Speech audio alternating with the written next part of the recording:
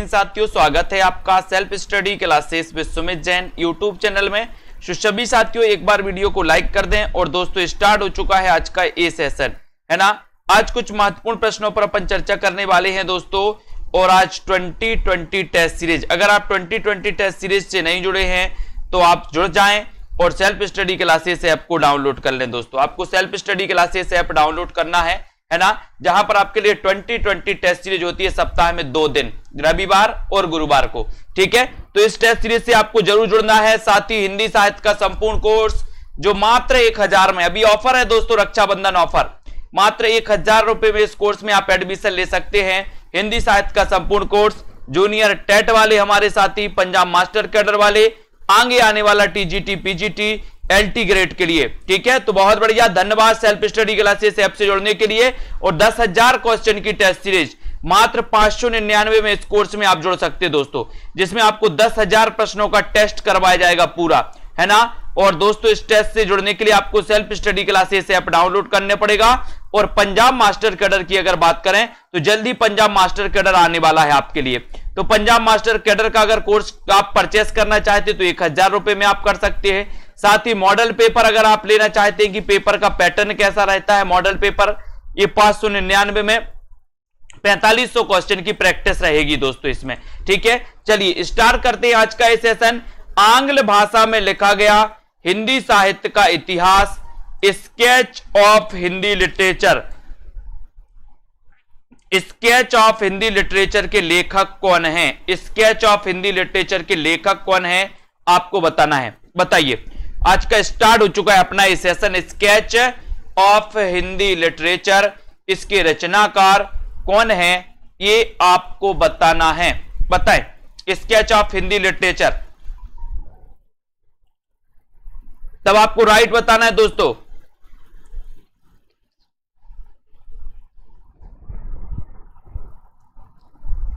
और यहां पर आपका बिल्कुल सही आंसर हो जाएगा दोस्तों, पादरी एडविन ग्रीव्स, यानी कि आपका जो बी नंबर है, बी नंबर वो बिल्कुल सही है। ठीक है, बी जिन्होंने बताया है उनका आंसर ग्रीव्स बिल्कुल राइट आंसर। बहुत बढ़िया। अब यहां पर आते हैं, मुस्लिम शासन में मोहम्मद गौरी से लेकर अकबर तक कौन सी राजभाषा थी दोस्तों? बताइए, मोहम्मद गौरी से लेकर के अकबर तक कौन सी राजभाषा थी? अरबी, फारसी, हिंदी या फिर तुर्की? मोहम्मद गौरी से लेकर अकबर तक कौन सी राजभाषा थी? राजभाषा आपको बताना है कौन सी थी। बताइए, प्रश्न क्रमांक 2, मोहम्मद गौरी से लेकर अकबर तक जो राजभाषा थी वो राजभाषा कौन सी थी? राजभाषा आपको चयन करना है दोस्तों। मुस्लिम शासन में मोहम्मद गौरी से लेकर के अकबर तक राजभाषा पूछा गया आपसे, राजभाषा कौन सी थी? और बहुत सारे लोगों ने लगा दिया है फारसी, लेकिन दोस्तों यहां पर आपका राइट आंसर जो हो जाएगा वो हो जाएगा हिंदी। कौन सी थी? हिंदी, यानी कि सी नंबर। ठीक है, सी नंबर यहां पर आपका राइट आंसर होगा। मुस्लिम शासन में मोहम्मद गौरी से लेकर अकबर तक कौन सी राजभाषा थी? तो हिंदी। हिंदी को आर्य भाषा किसने कहा दोस्तों? हिंदी को आर्य भाषा किसने कहा? बताइए।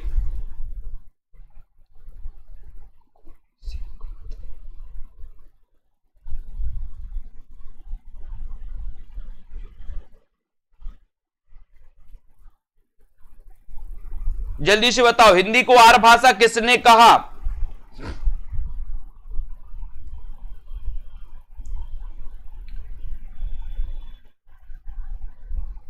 हिंदी को आर्य भाषा किसने कहा? इसका आंसर आपको चयन करना है, तो जल्दी से बताएं उत्तर क्या हो जाएगा यहां पर।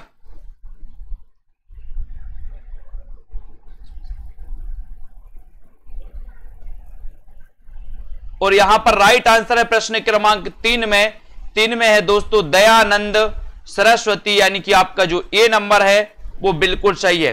ए नंबर आपका राइट आंसर। यहां पर हिंदी में आर्य भाषा किसने कहा दोस्तों? आर्य भाषा किसने कहा? दयानंद सरस्वती, यानी कि ए नंबर। हिंदी साहित्य इतिहास लेखन में सबसे पहले काल विभाजन, प्रवृत्ति निरूपण और मूल्यांकन किसने किया दोस्तों, बताइए किसने किया? सभी लोगों को उत्तर बताना। हिंदी साहित्य इतिहास में, हिंदी साहित्य इतिहास लेखन में सबसे पहले काल विभाजन प्रवृत्ति निरूपण, सभी को चयन करना है आपको। प्रवृत्ति निरूपण, सबसे पहले काल विभाजन प्रवृत्ति निरूपण दोस्तों, और मूल्यांकन किसने किया है? यह प्रश्न क्रमांक आपका 4 है। 4 का राइट आंसर आपको चयन करना है, और यहां पर 4 में आपका सही आंसर है किसने किया है? ग्रियर्सन ने, यानी कि आपका डी नंबर बिल्कुल सही हो जाएगा। काल विभाजन प्रवृत्ति निरूपण, D number right answer. Viyogi Hari को ब्रज माधुरी सार के संपादन की प्रेरणा किससे मिली? बताइए, वियोगी हरि को ब्रज माधुरी सार के संपादन की प्रेरणा किससे मिली थी? पंडित राधाचरण गोस्वामी से, परमानंदास से, चीत स्वामी से, या फिर सूरदास से? प्रश्न क्रमांक 5 का आंसर आपको चयन करना है। उत्तर बताइए।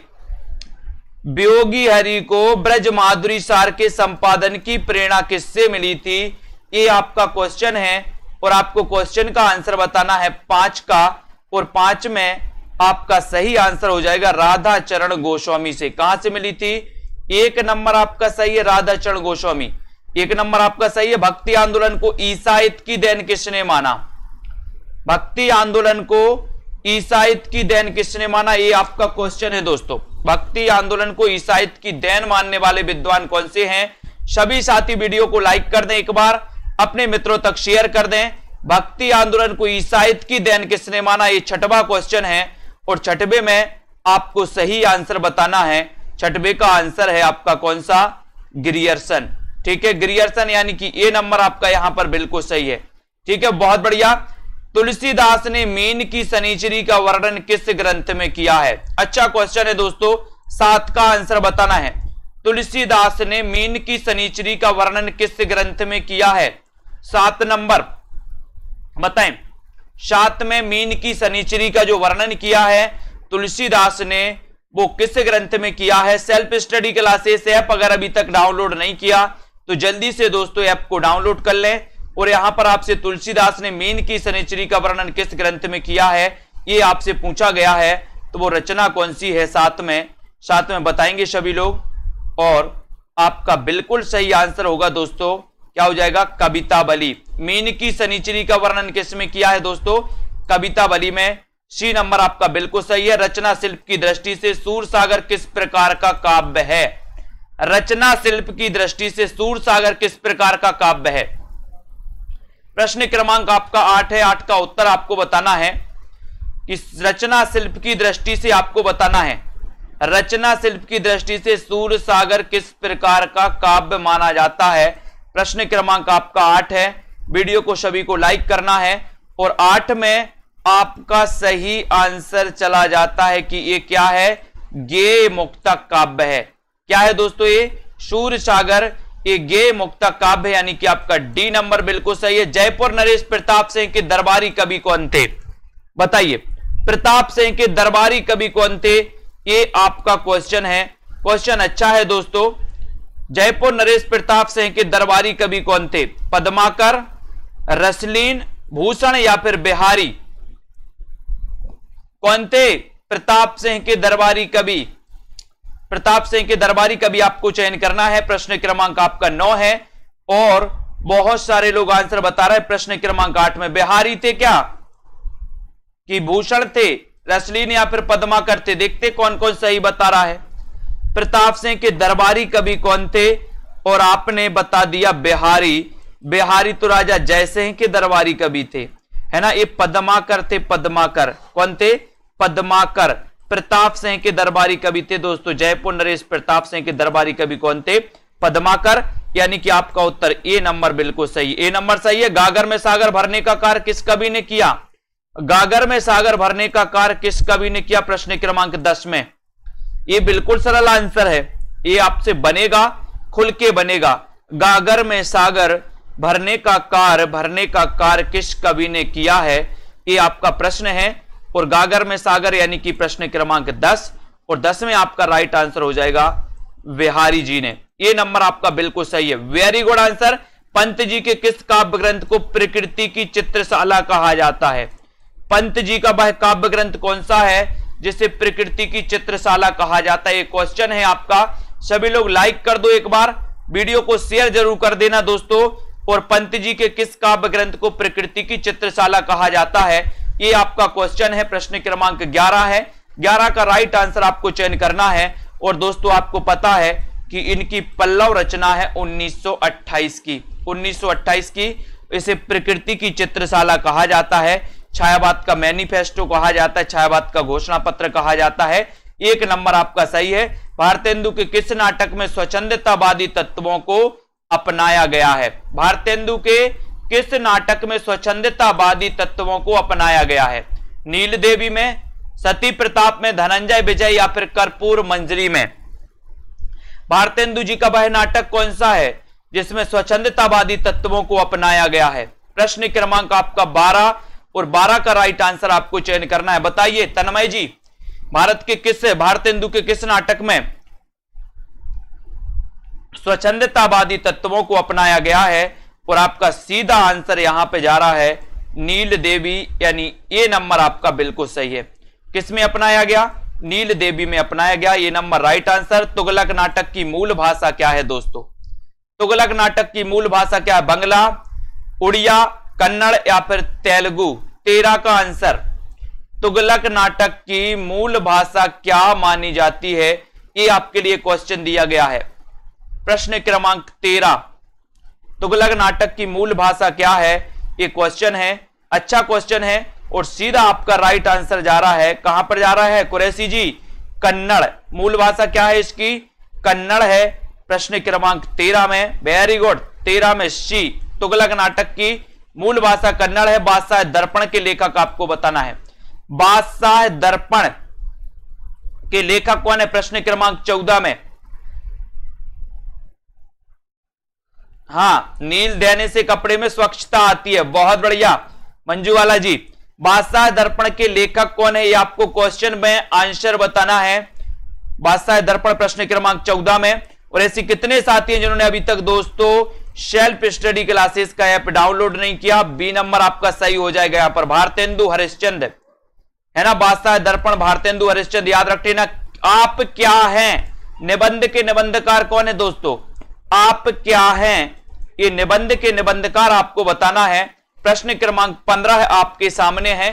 15 का उत्तर बताना है। आप क्या हैं? ये किसका निबंध है? आप क्या हैं? ये किसका निबंध है? ये आपको चयन करना है। और 15 में आपका राइट आंसर है कि सर ये जो निबंध है, ये निबंध है विष्णु प्रभाकर का। आप क्या हैं? विष्णु प्रभाकर। आप क्या हैं? विष्णु प्रभाकर। ठीक है, ये आप क्या है निबंध है दोस्तों किसका? विष्णु प्रभाकर जी का। 1 नंबर आपका यहां पर बिल्कुल सही। 1 नंबर सही। ऐतिहासिक कहानियों की परंपरा का शुभारंभ किसने किया? प्रश्न क्रमांक आपका 16 है।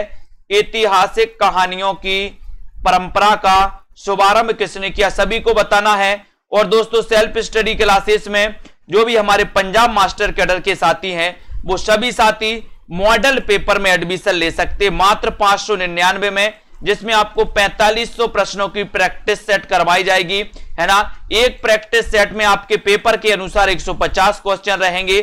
ठीक है, तो जिन भी साथियों को लेना है मॉडल पेपर में एडमिशन ले लें। और ऐतिहासिक कहानियों की परंपरा का शुभारंभ किसने किया? ये क्वेश्चन आपको बताना है।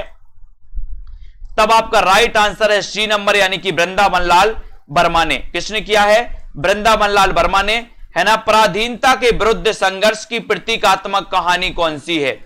पराधीनता के विरुद्ध संघर्ष की प्रतीकात्मक कहानी कौन सी है? 17 का आंसर राष्ट्रीय ऐतिहासिक नाटक है कुरैशी जी। पराधीनता के विरुद्ध संघर्ष की प्रतीकात्मक कहानी कौन सी है? ये आपको बताना है। क्वेश्चन अच्छा है। प्रश्न क्रमांक 17 का आंसर आपको चयन करना है। सभी लोग बताएं, देखते हैं कौन कौन सही उत्तर बता रहा है। पराधीनता के विरुद्ध संघर्ष की प्रतीकात्मक कहानी कौन सी है? सभी लोग सब्सक्राइब जरूर कर लेना दोस्तों, सब्सक्राइब कर लें चैनल को। प्रतीकात्मक कहानी कौन सी है ये आपको बताना है। तब आपका राइट आंसर है दोस्तों 2 बैलों की कथा, यानी कि आपका जो डी नंबर है वो बिल्कुल सही है। D number. गोवध निवारण की भावना से लिखा गया उपन्यास कौन सा है? प्रश्न क्रमांक 18। गोवध निवारण की समस्या से लिखा हुआ उपन्यास कौन सा है? 18 का आंसर बताना है। और ये उपन्यास आपके पीजीटी में पूछा गया था।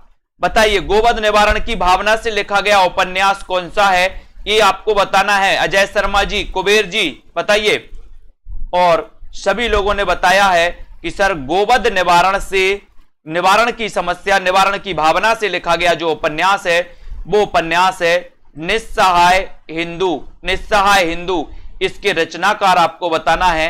ये क्वेश्चन आपके पीजीटी में आया था कि निस्सहाय हिंदू के रचनाकार कौन है ना? तो यहां पर आपको बताना इसके रचनाकार कौन है। निम्न में से किस उपन्यास में प्रागैतिहासिक जातियों के जीवन एवं संस्कृति का दोस्तों काल्पनिक चित्रण प्रस्तुत किया गया है? किस उपन्यास में प्रागैतिहासिक जातियों के जीवन एवं सांस्कृतिक दोस्तों संस्कृति का काल्पनिक चित्रण प्रस्तुत किया गया है? तो वो उपन्यास कौन सा है वो आपको बताना है। निस्सहाय हिंदू के रचनाकार बताइए। राधा कृष्णदास, बहुत बढ़िया। निस्सहाय हिंदू राधा कृष्णदास का उपन्यास है।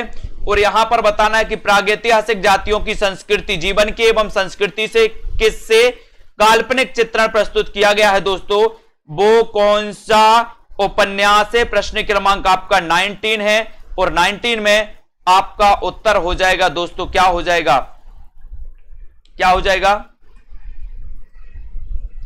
ए, वयम रक्षामः। ये दोस्तों वयम रक्षामः है, यानी कि सी आपका यहां पर सही होगा। सी नंबर यहां पर राइट आंसर होगा आपका ए, सी। ठीक है, ये प्रागैतिहासिक जातियों के जीवन एवं उनकी संस्कृति के काल्पनिक चित्रण इसमें प्रस्तुत किए गए हैं दोस्तों, यानी कि आपका यहां पर जो सी नंबर है, सी नंबर ये बिल्कुल सही है। ठीक है, अब यहां पर आपको बताना है कि डॉक्टर नगेंद्र रसचेता तथा रसद्रष्टा है, ये किसने कहा है? बताइए। डॉक्टर नगेंद्र रसचेता तथा रसद्रष्टा है, ये किसने कहा? जयशंकर प्रसाद ने, निराला, महादेवी वर्मा या फिर सुमित्रानंदन पंत? डॉक्टर नगेंद्र रसचेता तथा रसद्रष्टा हैं, ये किसने कहा है? ये किसने कहा? प्रश्न क्रमांक आपका 20 और 20 का आंसर आपको बताना है डॉक्टर नगेंद्र के बारे में। और डॉक्टर नगेंद्र रसचेता तथा रसद्रष्टा है, ये कहा है दोस्तों, किसने कहा है ना? सुमित्रानंदन पंत ने। किसने कहा है डॉक्टर नगेंद्र रसचेता तथा रसद्रष्टा है? ये कहा है पंत जी ने, यानी कि पंत, यानी कि आपका जो डी नंबर है, डी नंबर वो बिल्कुल सही हो जाएगा, सुमित्रानंदन पंत। 20 का आंसर डी। गांधी जी कौन है के लेखक हैं? गांधी जी कौन है के लेखक कौन है? प्रश्न क्रमांक 21 में आपको चयन करना है गांधी जी कौन है, इसके लेखक कौन है? बताएं, गांधी जी कौन है 21 में? इसके लेखक आपको बताना है 21 में। और आपका सीधा आंसर जाएगा गांधी जी कौन है के लेखक हैं। लेखक कौन है? लेखक हैं दोस्तों राम नरेश त्रिपाठी। राम नरेश त्रिपाठी का जन्म हुआ दोस्तों कब? 1889 में, है ना? मिलन, पथिक, मानसी, इनकी रचनाएं अपन पढ़ते हैं दोस्तों, स्वप्न त्रिपाठी जी की। तो ये गांधी जी कौन है? राम नरेश त्रिपाठी, यानी कि आपका जो डी है वो बिल्कुल सही है, डी नंबर सही है। अग्नि सेतु किसकी रचना है दोस्तों? अग्नि सेतु किसकी रचना है? इसका आंसर आपको चयन करना है। अग्नि सेतु के रचनाकार कौन है? प्रश्न क्रमांक 22। अग्नि सेतु 22 का सभी लोग बताएंगे। अग्नि सेतु ये किसकी रचना है?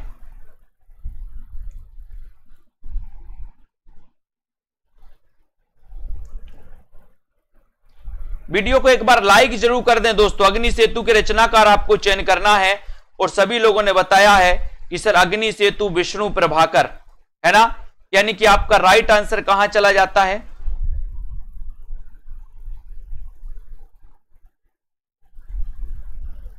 कहां चला जाता है? ए नंबर की ओर, है ना? ए नंबर आपका यहां पर राइट आंसर हो जाएगा। अग्नि सेतु विष्णु प्रभाकर। हिंदी का प्रथम रेखा चित्र संग्रह कौन सा है? हिंदी का प्रथम रेखा चित्र संग्रह कौन सा है? हिंदी का प्रथम रेखा चित्र संग्रह कौन सा है? अच्छा क्वेश्चन है।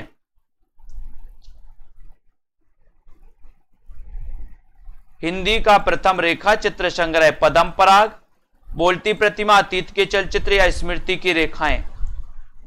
और लगभग सभी को पता है कि सर रेखा चित्र संग्रह पूछा है तो उत्तर है पद्म पराग यानी कि ए नंबर। ठीक है, ये पद्म सिंह शर्मा आपका ए नंबर बिल्कुल सही है। हिंदी में रिपोर्टाज विधा के जनक कौन है दोस्तों? हिंदी में रिपोर्टाज विधा के जनक आपको बताना है। 24 का आंसर आपको चयन करना है। 24 में आपका सही आंसर क्या है? रिपोर्टाज विधा के जनक कौन माने जाते हैं बताएं। 24 का आंसर, और सभी लोगों को पता है कि सर लक्ष्मीपुरा एक रिपोर्टाज है हिंदी का प्रथम, है ना। और ये लक्ष्मीपुरा रिपोर्टाज किसका है?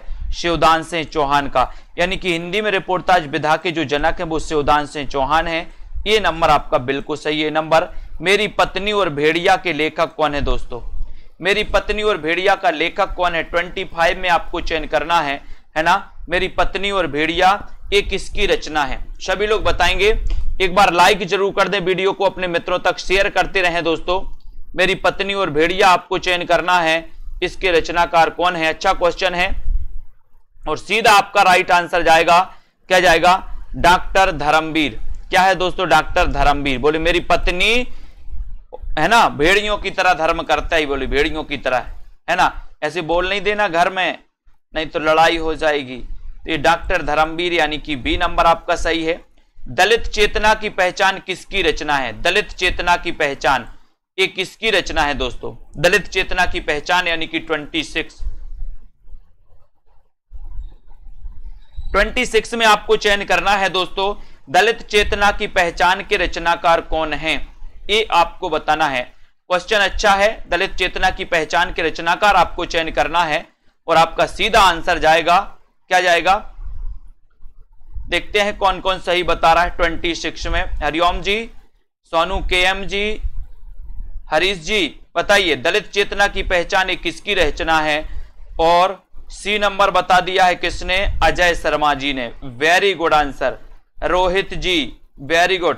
केएम प्रियंका जी, डॉक्टर सूर्य नारायण रणसुभे, इनकी रचना है दोस्तों दलित चेतना की पहचान, यानी कि आपका जो सी नंबर है वो बिल्कुल सही है। सी नंबर। भारत का प्रथम समाचार पत्र कौन सा है? भारत का पूछा है आपसे, तो बताइए भारत का प्रथम समाचार पत्र कौन सा है? 4 विकल्प हैं आपके पास। भारत का प्रथम समाचार पत्र आपसे पूछा गया है तो जल्दी से चयन करें। 27 का आंसर आपको बताना है और 27 में आपका राइट आंसर क्या है? क्या है सही? भारत का प्रथम समाचार पत्र कौन सा है, ये आपका प्रश्न है।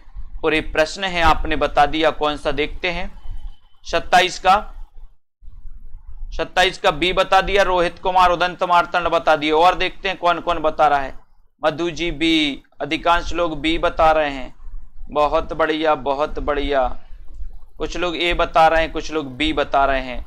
लेकिन आपसे भारत का पूछा गया था कि भारत का प्रथम समाचार पत्र कौन सा है, तो भारत का कौन सा है? बंगाल गजट। कौन सा है दोस्तों? बंगाल गजट। यानी कि आपका उत्तर यहां पर 1 नंबर है ना। अगर हिंदी का पूछा जाता कि हिंदी का प्रथम समाचार पत्र कौन सा है, तो हिंदी का आपका उदंत मार्तंड होता, है ना। तो यहां पर आपका ए नंबर बिल्कुल सही, बंगाल गजट। इसे हिकी गजट भी कहा जाता है। ठीक है। गुलेरी जी द्वारा संपादित पत्र कौन सा था दोस्तों? बताइए। गुलेरी जी द्वारा संपादित पत्र था तो कौन सा था? समालोचक, माधुरी, नागरी नीरद या फिर भारत मित्र?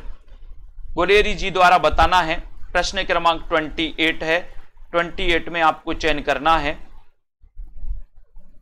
गुलेरी जी द्वारा संपादित पत्र कौन सा था और आपका सही आंसर। ये क्वेश्चन कई बार पूछा गया दोस्तों, ये क्वेश्चन पूछा गया है और आपका यहां पर गुलेरी जी द्वारा संपादित पत्र आपको बताना था। और देखते हैं कौन कौन सही बता रहा है। बहुत सारे लोगों ने बता दिया है समालोचक। समालोचक ये जो पत्र था दोस्तों, ये गुलेरी जी द्वारा संपादित पत्र है, यानी कि आपका उत्तर ए नंबर यहां पर बिल्कुल सही है, समालोचक। ठीक है, वेरी गुड, है ना। कथा देश पत्रिका के संपादक बताना है दोस्तों। कथा देश पत्रिका के संपादक कौन थे? शैलेंद्र सागर, अखिलेश, हरिनारायण या फिर ज्ञान रंजन। प्रश्न क्रमांक 29 में आपको चयन करना है कथा देश पत्रिका के संपादक कौन थे। हिंदी का प्रथम दैनिक पूछा जाता अगर सोनू सिंह जी, दैनिक समाचार, समाचार सुधावर्षण होता है ना। साप्ताहिक या फिर हिंदी का प्रथम तो दंत मार्तंड। कथा देश में हरिनारायण का, ये कथा देश पत्रिका के संपादक थे दोस्तों हरिनारायण। सी नंबर आपका यहां पर सही है। 4 वेद, 6 वेदांग और 4 शास्त्र के अतिरिक्त 15वीं विधा किसे माना गया। 15वीं विधा किसे माना गया। 4 वेद, 6 वेदांग और 4 शास्त्र के अतिरिक्त 15वीं विधा किसे माना गया। प्रश्न क्रमांक 30 में 15वीं विधा किसे माना गया वो आपको बताना है। 15वीं विधा किसे माना गया। प्रहसन, कला, काव्य या फिर संगीत को। बहुत अच्छा क्वेश्चन है और आपका राइट आंसर हो यहां पर बिल्कुल सही बताया बहुत सारे लोगों ने कि सर 4 वेद, 6 वेदांग और शास्त्र के अतिरिक्त काव्य को 15वीं विधा माना गया, यानी कि आपका उत्तर यहां पर सी नंबर बिल्कुल सही है। किसी प्रसिद्ध या कल्पित कथानक से आबद्ध सर्गबद्ध काव्य को क्या कहते हैं, बताइए। किसी प्रसिद्ध या कल्पित कथानक से आबद्ध सर्गबद्ध काव्य को क्या कहते हैं। ये प्रश्न क्रमांक आपका 31 है। प्रबंध काव्य कहते हैं, मुक्तक काव्य कहते हैं, दृश्य काव्य कहते हैं या इनमें से कोई नहीं, यानी कि 31 का आंसर आपको चयन करना है। किसी प्रसिद्ध या कल्पित कथानक से आबद्ध सर्गबद्ध काव्य को क्या कहते हैं, ये 31 का आंसर आपको चयन करना है और सीधा आंसर आपका जाएगा दोस्तों, क्या कहते हैं, उसे कहते हैं प्रबंध काव्य। क्या कहते हैं, प्रबंध काव्य, यानी कि आपका राइट आंसर ए नंबर बिल्कुल सही है। किसी प्रसिद्ध या कल्पित कथानक से आबद्ध सर्गबद्ध काव्य को प्रबंध काव्य कहते हैं। ए नंबर आपका राइट आंसर। मानव हृदय में समाज के प्रति विश्वास उत्पन्न करना ही काव्य प्रयोजन है। काव्य प्रयोजन है दोस्तों। ये आपको बताना है कि यह कथन इनमें से किसका है दोस्तों। मानव हृदय में समाज के प्रति विश्वास उत्पन्न करना ही काव्य प्रयोजन है, ये कथन किसका है। 32 का आंसर आपको चयन करना है। 32 में आपका राइट आंसर क्या हो जाएगा, मानव हृदय में समाज के प्रति विश्वास उत्पन्न करना ही काव्य प्रयोजन है, ये कथन किसका है। 32वां आंसर है। 32 का आंसर आपको बताना है और बहुत बढ़िया आंसर आपने बताया है। देखते हैं कौन कौन आंसर बताता है ना। आंसर आपका सही हो जाएगा, मानव हृदय में समाज के प्रति विश्वास उत्पन्न करना ही काव्य प्रयोजन है, ये कथन है दोस्तों महादेवी वर्मा का, यानी कि आपका जो ए नंबर लगाया है धन्य जी ने, बिल्कुल सही है आंसर, ये महादेवी वर्मा का है। बिल्कुल राइट आंसर, बहुत बढ़िया अमिता राणा जी, ए नंबर सही है आंसर। काव्य प्रयोजन का सबसे पहले उल्लेख मिलता है, किस में मिलता है दोस्तों। काव्य प्रयोजन का सबसे पहले उल्लेख किस में मिलता है। भामाकृत काव्यालंकार में, दंडीकृत काव्यादर्श में, भरत मुनिकृत नाट्य शास्त्र में या राजशेखरकृत काव्य मीमांसा में। काव्य प्रयोजन का सबसे पहले उल्लेख किस में मिलता है। 33 का आंसर आपको बताना है दोस्तों, तो बताइए काव्य प्रयोजन का बताएं। काव्य प्रयोजन का सबसे पहले उल्लेख मिलता है दोस्तों भरत मुनि के नाट्य शास्त्र में, यानी कि सी आपका बिल्कुल सही है। सी नंबर आपका राइट आंसर है। यहां पर काव्य प्रयोजन का सबसे पहले जो उल्लेख मिलता है वो मिलता है नाट्य शास्त्र, भरत मुनि के नाट्य शास्त्र में। ठीक है। कोमलावृत्ति किस गुण के लिए अधिक उपयुक्त है दोस्तों। कोमलावृत्ति ये किस गुण के लिए अधिक उपयुक्त है। उपयुक्त ओज गुण के लिए, प्रसाद या फिर माधुर गुण के लिए, यानी कि 34 का आंसर आपको बताना है। कोमलावृत्ति आपको बताना है ये किस गुण के लिए अधिक उपयुक्त है। प्रश्न क्रमांक आपका 34 है और 34 में आपका सीधा आंसर जा रहा है कि सर ये प्रसाद गुण के लिए उपयुक्त है, यानी कि आपका 2। आपने गुण पढ़े होंगे दोस्तों, आचार्य आनंदवर्धन ने 3 गुणों की व्याख्या की, 3 गुण बताए हैं, ओज, माधुर और प्रसाद गुण, है ना। ये तो ये कोमलावृत्ति प्रसाद गुण से संबंध रखती है। आचार्य भरत के रस सूत्र के प्रथम व्याख्याता इनमें से कौन है। 35 का आंसर, रस सूत्र के प्रथम व्याख्याता कौन है दोस्तों। रस सूत्र के प्रथम व्याख्याता आपको चयन करना है। क्वेश्चन अच्छा है, सभी लोगों को पता है। 35 में बताना है। सेल्फ स्टडी क्लासेस ऐप को डाउनलोड कर लो सभी लोग, है ना, प्ले स्टोर में जाना है, सेल्फ स्टडी क्लासेस ऐप को डाउनलोड कर लेना है और जिन भी साथियों को कोर्स में एडमिशन लेना वो कोर्स में एडमिशन ले सकते हैं। 10,000 प्रश्नों की टेस्ट सीरीज मात्र 599 में दोस्तों आप अचीव कर सकते हो, है ना। और रससूत्र के प्रथम व्याख्याता जो माने जाते हैं वो माने जाते हैं दोस्तों कौन, भट्टलोलट, यानी कि आपका जो 1 नंबर है, 1 नंबर वो सही है, ये उत्पत्तिवाद के प्रवर्तक माने जाते हैं दोस्तों, काय के, उत्पत्तिवाद के, यानी कि ये आपका राइट आंसर है। श्रृंगार रस के देवता बताना है कौन है, श्रृंगार रस के देवता कौन है, सूर्य, महेंद्र, श्री कृष्ण या फिर रुद्र, यानी कि 36 का आंसर आपको बताना है कि श्रृंगार रस के देवता कौन है। श्रृंगार रस के देवता कौन माने जाते हैं, देखते हैं कौन सही आंसर बता रहा है। 36 में श्रृंगार रस के देवता कौन माने जाते हैं। श्रृंगार रस तो आपने पढ़ लिया कि सर इसका स्थायी भाव रति है ना, इसके 2 भेद हैं, संयोग और वियोग, लेकिन अब इसके देवता कौन है, देवता इसके कौन है, तो इसके हैं दोस्तों देवता कौन, श्री कृष्ण। श्रृंगार रस के देवता कौन है, श्री कृष्ण है, यानी कि आपका जो सी नंबर है, सी नंबर वो बिल्कुल सही है, ठीक है। आचार्य विश्वनाथ ने वीर रस के कितने भेदों का उल्लेख किया है दोस्तों, आचार्य विश्वनाथ ने वीर रस के कितने भेदों का उल्लेख किया है। 37 का आंसर आपको चयन करना है। 37 आचार्य विश्वनाथ ने वीर रस के कितने भेदों का उल्लेख किया है, ये आपको चयन करना है, 37 में बताना है। वीडियो को लाइक सभी लोग करेंगे, अपने मित्रों तक शेयर करते रहें और self study classes app download कर लें। और यहां पर आपने सी नंबर बता दिया है, तो सी नंबर आपका सही है। विश्वनाथ ने वीर रस के 4 भेदों का उल्लेख किया है दोस्तों, 4 भेदों का उल्लेख किया है, सी नंबर बिल्कुल सही। रहस्यवाद का उद्भव वैदिक काल से किसने माना है, वैदिक काल से किसने माना, बताइए। रहस्यवाद का उद्भव, आपको पता है दोस्तों कि रहस्यवाद से सबसे ज्यादा जो प्रभावित जो युग माना जाता है वो छायावाद माना जाता है। रहस्यवाद के प्रथम कवि की अगर बात करें तो कबीर को, अधिकांश विद्वानों ने कबीर को माना है, ठीक है। और बाकी दोस्तों छायावाद में रहस्यवाद से सबसे ज्यादा प्रभावित थी तो महादेवी वर्मा थी, है ना। लेकिन आपको रहस्यवाद का उद्भव वैदिक काल से किसने माना, ये आपसे पूछा गया। 38 का आंसर आपसे पूछा गया, तब आपका 38 का आंसर हो जाएगा दोस्तों। किसने दोस्तों रहस्यवाद का उद्भव वैदिक काल से किसने माना है, ये आपका क्वेश्चन है 38 का। 38 का आंसर देखते हैं कौन कौन सही आंसर बता रहा है। अधिकांश लोग तो हजारी प्रसाद द्विवेदी के ऊपर जाएंगे, कुछ लोग रामचंद्र शुक्ल के अनुसार जाएंगे, और यहां पर तो आपका राइट आंसर है जयशंकर प्रसाद ने, है ना। यानी कि आपका जो 1 नंबर है वो बिल्कुल सही है।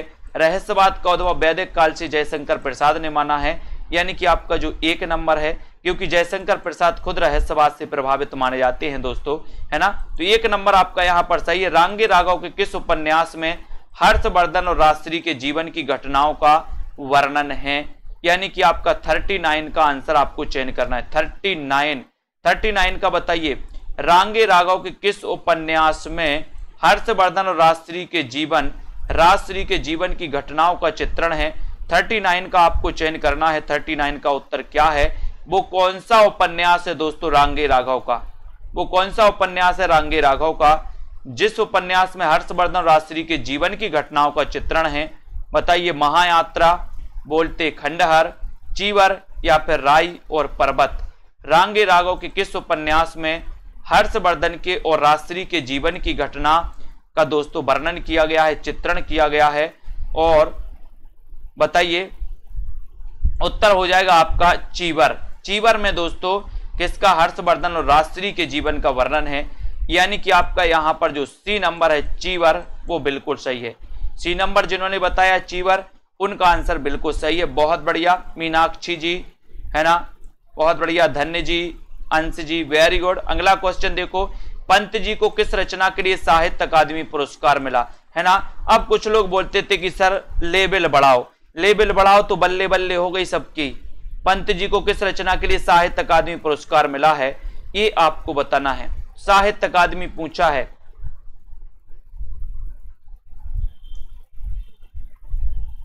पंत जी को किस रचना के लिए साहित्य अकादमी पुरस्कार मिला है, ये प्रश्न क्रमांक आपका 40 है। 40 में आपको चयन करना है।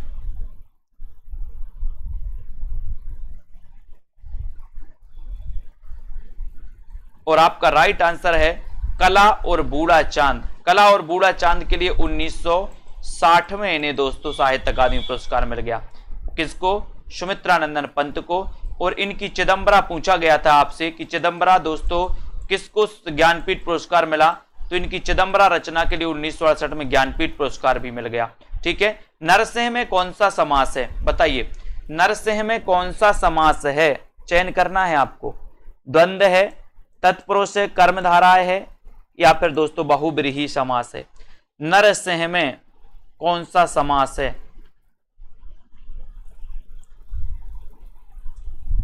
प्रश्न क्रमांक 41, नरसिंह में समास है, कौन सा समास है?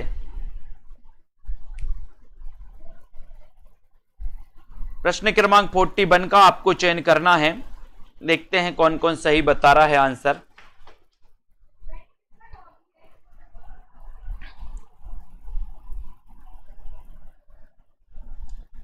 नरसिंह में कौन सा समास है?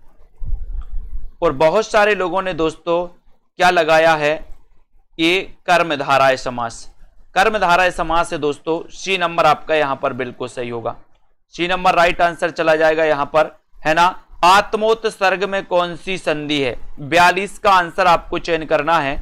42 का सभी लोग आंसर बताएंगे। बताइए आत्मोत्सर्ग में कौन सी संधि है? आत्मोत्सर्ग में संधि चयन करनी है आपको। सेल्फ स्टडी क्लासेस ऐप जरूर डाउनलोड कर लें। जिन भी साथियों को कोर्स में एडमिशन लेना है वो सभी साथी एडमिशन ले सकते हैं और दोस्तों पढ़ सकते हैं, इसी प्रकार की प्रैक्टिस कर सकते हैं। आत्मोत्सर्ग में शब्द में संधि कौन सी है? 42 का आंसर आपको चयन करना है। और 42 में आपका सीधा आंसर क्या जा रहा है? देखो देखो रोहित कुमार जी बताइए आत्मोत्सर्ग में कौन सी संधि है? और सभी लोगों का आंसर आया है गुण संधि, है ना, यानी बी नंबर आपका गुण संधि बिल्कुल सही है। निर्वाह में कौन सा उपसर्ग है दोस्तों? निर्वाह में बताना है। निर्वाह में बताइए कौन सा उपसर्ग है। प्रश्न क्रमांक 43 का आपको चयन करना। निर्वाह में कौन सा उपसर्ग है?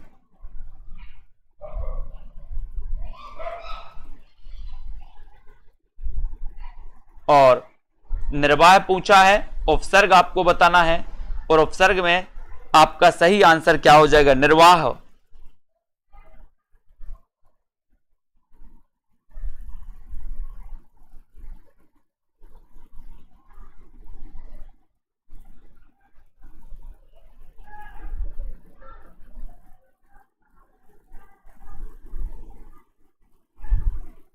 यहां पर आपका राइट आंसर दोस्तों ए है, सी नंबर निर्वाह, है ना।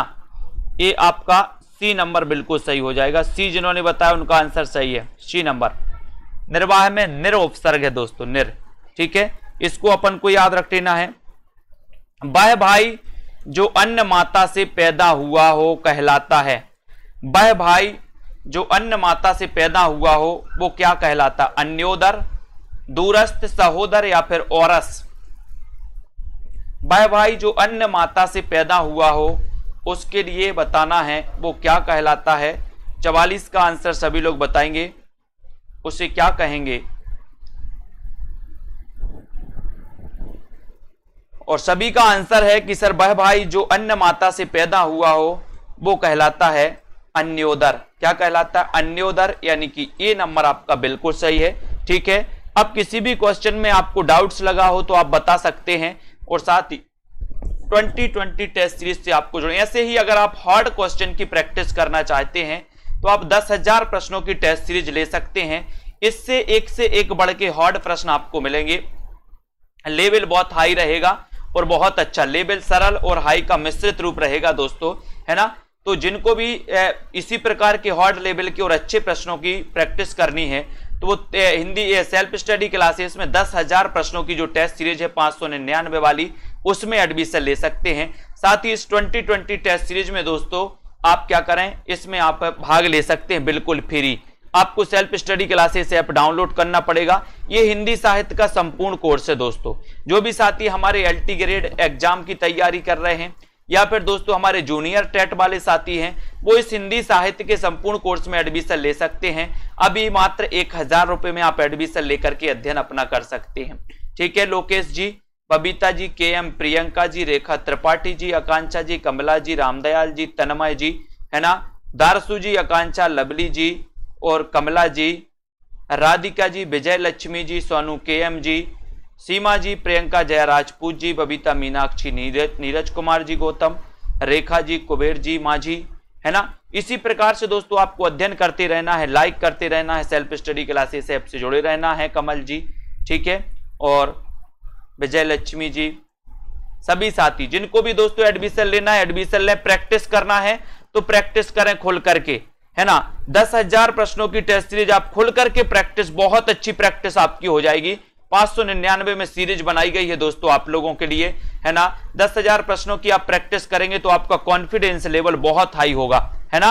OP तनवर जी, दारसू जी, सोनू सिंह जी, बिल्कुल, बीनू जी, सभी साथियों को रक्षाबंधन की शुभकामनाएं। इसी प्रकार से सभी लोग पढ़ते रहें। लाली यादव, रोहित जी, कुबेर जी, आराम से रक्षाबंधन मनाइए और दोस्तों अध्ययन करते रहिए निरंतर। ठीक है, तो सभी साथियों को धन्यवाद। वीडियो को लाइक शेयर करें, सेल्फ स्टडी क्लासेस परिवार से जुड़ते रहें इसी प्रकार से।